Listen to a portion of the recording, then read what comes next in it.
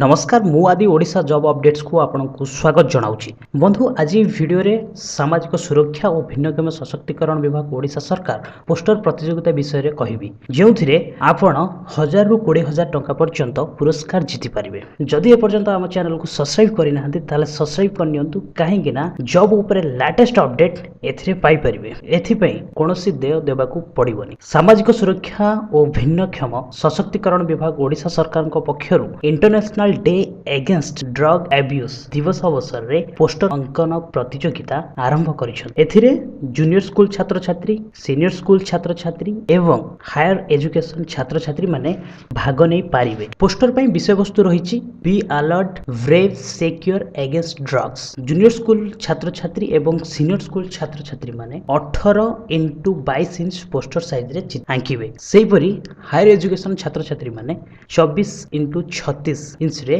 चित्र आंकिबे। आउ हां बैक साइड रे ना, क्लास, स्कूल, कॉलेज, जोगाजोग करबा ठिकाना, मोबाइल नंबर एवं ईमेल एड्रेस निश्चय लिखिबे।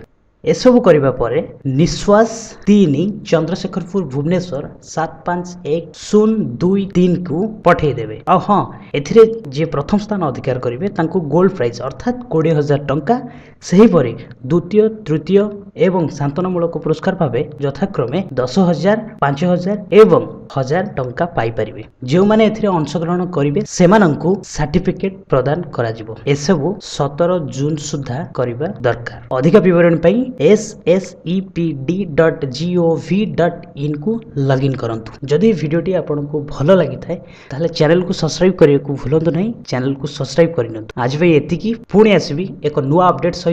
से पर्यंत विदाय नेउछि। वंदे उत्कल जननी।